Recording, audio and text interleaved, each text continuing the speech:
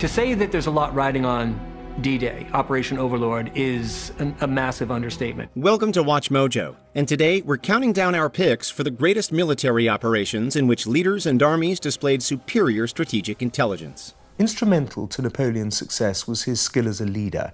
He didn't just inspire people, he made them feel that they were taking part in history. Number 10. The Battle of Cannae. You might know him as that Carthaginian with the elephants, but General Hannibal did a lot more than just traverse the Alps to invade Italy. Outnumbered during a crucial military engagement at the Italian village of Cannae, Hannibal employed the now legendary pincer technique against his Roman adversaries. He makes sure that the Romans are fighting on an empty stomach. He has ambushers who come out behind the Romans at the critical moment, and he uses his cavalry and his elephants to encircle the Roman army and all but annihilate it. Also called double envelopment, the clever battle formation involved coordinated attacks on both sides of the enemy battalion in a concave formation. As more and more Romans drove towards where they thought the breakthrough would come, the field cleared in front of the Carthaginian heavy infantry on the flanks. Suddenly, the Romans were being encircled. They found themselves being assailed from three sides at once, bunched together with no room to swing their swords. Though this strategy had been implemented before, the Battle of Cannae remains perhaps the most famous and successful example of its effectiveness. Not only a memorialized addition to Hannibal's resume, this devastating defeat of the Roman army is often seen as one of the greatest battlefield maneuvers in all of history. 55,000 Romans were slaughtered, with men dying faster than in the Battle of the Somme. Number 9. The Mongol Conquest of China. There's a reason that Genghis Khan is one of the most feared names in human history. In the year 1205, he and his Mongol Empire began their legendary invasion of China, which is now known as the Mongol Conquest. The Mongolian tribes exploded out of the Central Asian steppes with a ferocity never seen before, on a campaign of bloodthirsty conquest that would last for the next 100 years. For the next 70 years, the Mongol Empire completely eradicated China with an effective cavalry and stellar military tactics, including the use of skilled horse archers that were universally feared. The Mongolian battlefield tactics and their remarkable courage and resilience have become the stuff of legend. This fear grew into the realm of psychological warfare, with the Mongol Empire eliciting incredible terror in their opponents. Their campaign ended various Chinese dynasties, including the Southern Song, and the Mongols took complete control of the country, beginning the historic Yuan dynasty. The Mongolian army proved themselves to be adaptable, resourceful, astute, and disciplined. Number 8. The Battle of Aun Court. Celebrated as a significant English victory, the battle occurred during the 100 Years' War on October 25, 1415. Agincourt, or Azincourt, was Henry V's great victory. It cemented the young king's reign and turned the tide of English fortunes in the 100 Years' War against France. The English were heavily outnumbered against the French, with their 8,000-odd men up against 25,000 French soldiers. But despite the odds, the English emerged victorious due to some smart military tactics. For one, the English positioned themselves well on a muddy and narrow terrain. The mass of French infantry made a perfect target. Hundreds, thousands of English archers bent their backs and loosed their bows, unleashing an arrow storm. The narrowness forced the French to move in a compact and easily fought formation, and the mud significantly slowed their movement. Furthermore, the English utilized their famous longbows to rain arrows down on the slipping and sliding French. Most of Henry's troops were archers, only lightly armored if at all. Yet they were experts with one of the deadliest weapons of the medieval era, the longbow. It's a brilliant example of intelligence overcoming numbers. Number 7. The Gallic Wars. For 8 years, between 58 and 50 BCE, Julius Caesar and his Roman Republic invaded the region of Gaul.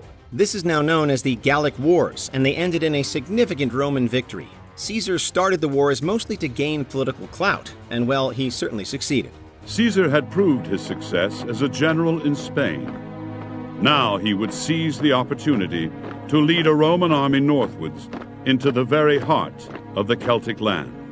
The Romans were superior to the Gallic tribes in nearly every way, having better leadership and unity, more advanced technology, better resources, and wider mobility. The Romans also utilized siege warfare, often cutting off resources and forcing multiple surrenders. Thus far, Caesar had been spectacularly successful in picking off the Gallic kingdoms one by one. Caesar also took advantage of the general Gallic disunity as their armies faced fierce internal divisions. It was an easy victory that expanded the Roman Empire and boosted the respect for and power of Julius Caesar. The only point of the campaign for Caesar was to enhance his reputation in Rome. Military success was key to popularity with the people. Number 6. The Soviet invasion of Manchuria. Serving as the largest campaign of the Soviet-Japanese War, the Manchurian operation saw the Soviet Union invading the region of Manchuria in northeastern China. The Soviet attack on Manchuria may be one of the least well-known episodes of the Second World War, but the offensive provides us with a brilliant example of how to unleash an overwhelming invasion force with brilliant organization, planning, and execution. Between August 9th and August 20th of 1945, the Soviets took control of Manchukuo, Inner Mongolia, and Northern Korea, all of which were under the control of the Empire of Japan. Vasilievsky's objective can be easily understood. His task was to drive the occupying Japanese out of Manchuria. He knew that this would hasten the end of the war against Japan. While the Japanese army was stretched thin in the midst of the Pacific theater, the Soviets were well-equipped, numerically strong, and backed by the support and coordination of the Allied forces. The Soviets had better arms, complete with over 5,000 tanks and rocket launchers, and they surprised the Japanese by declaring war just 1 hour before the invasion began. For the Manchurian population, the Soviet offensive was a great act of liberation, and the invaders were greeted as heroes. With the Japanese ejected, the path was clear for the restoration of Chinese sovereignty over the Manchuria region. Number 5. The Battle of Thermopylae. Popularized by the film 300, the Battle of Thermopylae occurred in the summer of 480 BCE during the Greco-Persian Wars. The world will know that free men stood against a tyrant, that few stood against many. And before this battle was over, that even a god-king can bleed. While the outnumbered Spartan army lost the battle, their bravery and creativity earned wide respect, and it is now regarded by some as a Pyrrhic Persian victory. The Spartans had positioned themselves well at the narrow pass of Thermopylae, effectively negating their numerical disadvantage and forcing the Persians to attack in a funneled and linear manner. The Persian cavalry could not operate in the pass, and Xerxes' infantry were too lightly equipped to make any impression on the heavily armed hoplites. The pass was made even more narrow thanks to some strategically located defensive walls. Finally, the Spartans fought in their well-known phalanx formation, which gave them an advantage on the field. Despite the Spartan loss, the Battle of Thermopylae is still regarded as an ingenious example of strategic warfare. In the bitter aftermath of defeat, the Greeks learned the awful truth. Leonidas had, in fact, been betrayed by a traitor named Ephialtes, who showed the Persians the way for a purse of gold. Number 4. The Conquests of Alexander the Great.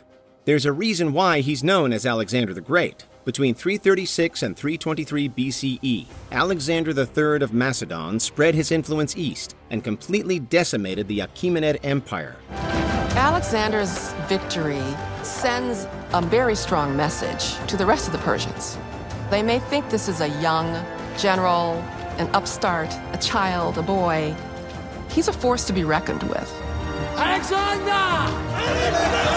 By the time he was done, the Macedonian Empire stretched to Central Asia and India and brought about the influential Hellenistic period. Alexander won battles with siege warfare, the aforementioned phalanx formation, and his feared companion cavalry that used shock tactics to their advantage.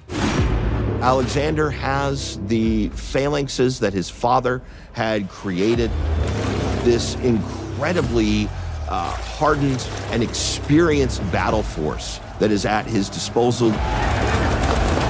He also utilized innovative techniques, combining units to create a swift-moving military engine.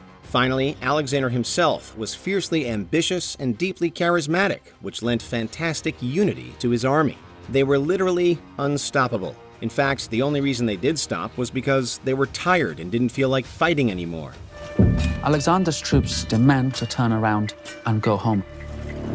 He tries to get a handle on the situation, but this is too big for him. His charisma that had driven his army for 10 years across all of the known world had essentially run out at this point. Number 3. Operation Desert Storm. Iraq invaded the oil-rich country of Kuwait in August 1990, kickstarting the famous Gulf War. At 2 a.m. on the 2nd of August, 1990, Iraqi forces crossed over the border into Kuwait. The entire country was occupied in 6 hours. To help liberate Kuwait from Iraqi influence, the United States and a number of other countries launched a devastating air campaign ground offensive combo that swiftly ended the war. The aerial assault targeted many key locations important to the Iraqi military, effectively decimating their power and allowing the ground forces to move quickly and effortlessly. Instead of gradual buildup and instead of sending messages, the message that would be sent by instant thunder was a sudden, devastating, simultaneous attack on all kinds of targets. The coalition forces also owned superior weapons, utilizing Tomahawk cruise missiles and high-tech advancements like laser-guided smart bombs to strike with extreme precision. It wasn't much of a fight, and the campaign was over within weeks. Number 2.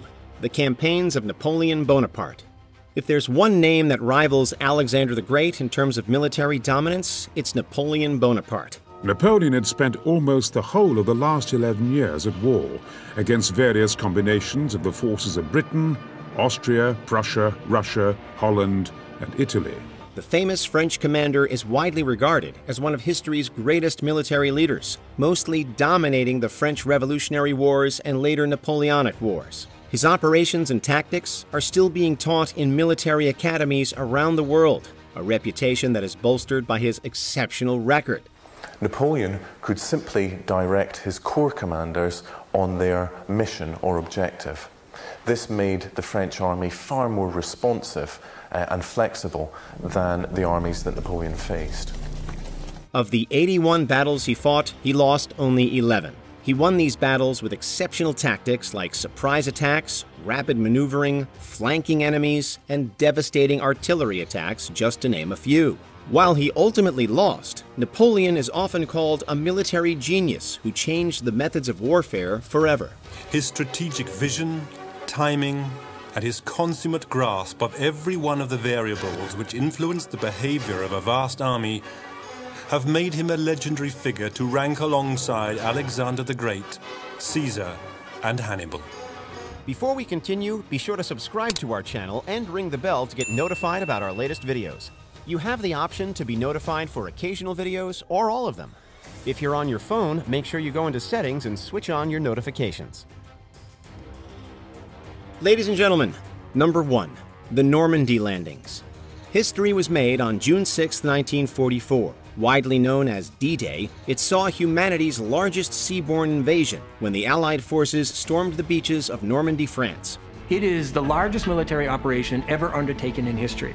It involves so many people, so many layers of military apparatus, from transports and tanks, ammunition, soldiers and sailors, communication devices. It may seem like we just threw soldiers at the Germans, but the truth is far more complex. The landings required extensive planning and thorough research, like deciding what beaches to land on and secretly gathering intelligence from the Axis powers. Since 1941, the Allies had been able to crack the codes used by the enemy to encrypt its radio messages. The Germans didn't know this, but many of their top-secret exchanges were intercepted and decoded by the English. Furthermore, they planned around the moon phase and the resulting tides, ensuring a precise date and time for the landings. And speaking of, the Allies successfully fooled the Axis with Operation Bodyguard, which masked the real locations and times through clever deception. The Allies create all kinds of diversions, all kinds of fake radio traffic, even using fake tanks and things like that to create the illusion that this may be a three-pronged or a two-pronged operation. Ingenious planning resulted in what was the most important victory of World War II. What do you make of these operations? Let us know in the comments below. Just 2 hours ago, Allied air forces began an attack on military targets in Iraq and Kuwait. These attacks continue as I speak. Did you enjoy this video? Check out these other clips from WatchMojo, and be sure to subscribe and ring the bell to be notified about our latest videos.